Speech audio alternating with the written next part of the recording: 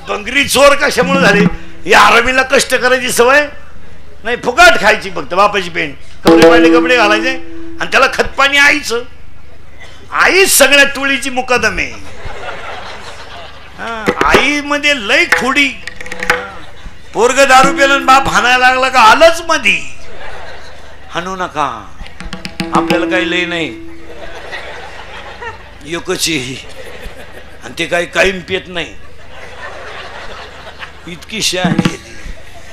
आणि वरून पोराला म्हणती त्यांचं ऐकू नको, त्यांचं ऐकू नको, तो पहिल्यापासून तसाच आहे. मी म्हणून राहिले नाही तो दुसरी राहिली. तू का नाही उलातली कुठं त्याने केली असती दुसरी. प्रसंग महाराज, मी मरल ना तरी तुम्हाला आपलीच आठवण येईल, ध्यानात ठेवा. मरणार नाही 5-25 वर्ष, पण पाया पडून एक वाक्य सांगतो महिलांना, ऐकाल? महाराज म्हणून नाही ऐकत, महाराज म्हणून मरू द्या, उलथू द्या, महाराज मरू द्या, कीर्तन संपल्या. तुमचा मुलगा म्हणून माझं एक वाक्य ऐकाल? ऐकाल? तुमचा मुलगा म्हणून आयुष्यामध्ये तुम्ही काही करा महिला मंडळ, पण तुमचा मुलगा म्हणून एक वाक्य सांगतो, सांगू नये, मी तुमच्या मुलासारखा आहे.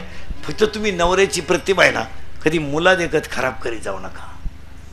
मुला देखत वाईट बोलायचं नाही नवऱ्याला, कधीच कधीच नाही.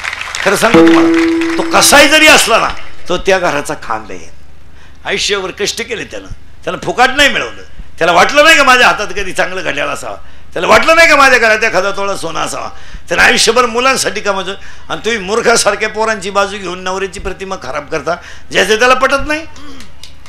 उलट पोराला बाप, पोराला हाणीत असेल ना बाप, आपण थांबायचं नाही तिथं, निवांत होऊ द्या कार्यक्रम, काय फरक पडला. जरा रेटून द्यायचं आणि मग म्हणायचं मी आहे ना. आलीच थोबाड वाशीत मध्ये, पुरीच्या हातात मोबाईल पाहिला आणि बापानं खाटकन कानपट्टी ठेवून दिली पुरीच्या. कशाला पाहिजे तुला मोबाईल? काय चूक केली त्यानं? आलीच, दम नाही काढीत ती, आलीच.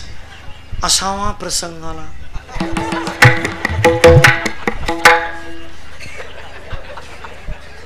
असावा प्रसंगाला आला प्रसंग. गेली बॉम्बल्ली पोर. खतपाणी कोणाचं आहे? आईच. आईनं उलटी चापटू लागली पाहिजे. एक वाक्य सांगा, भाजीला तेल नसलेलं चालेल. तुमची मुलं बाळ जर चांगली निघली ना, तर तुम्ही गल्लीने केव्हाही वरमान काढून चालू शकता.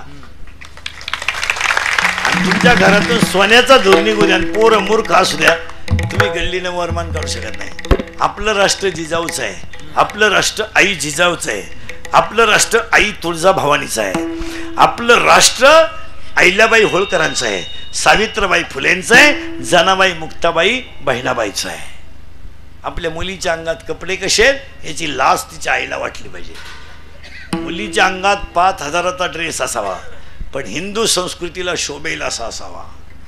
आपली मुलगी घरातून बाहेर पडताना त्याचं किती अंग उघड आहे याची लाज तिच्या आईला वाटली पाहिजे. थोबाड फोडून टाकलं पाहिजे पोरीचं, फटकावली पाहिजे पोरगी.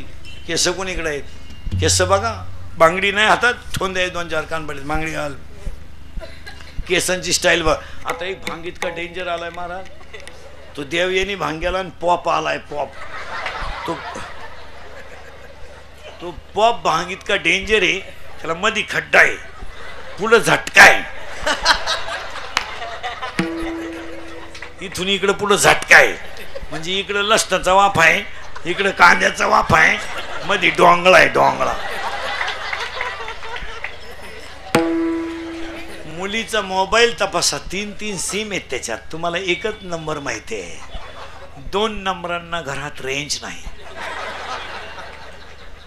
मुलीचा मोबाईल घरात आवाज नाही देत, सज्जन येतो, सायलेंट असतो, सायलेंट. फक्त कोण होतो घरात, कोण होतो,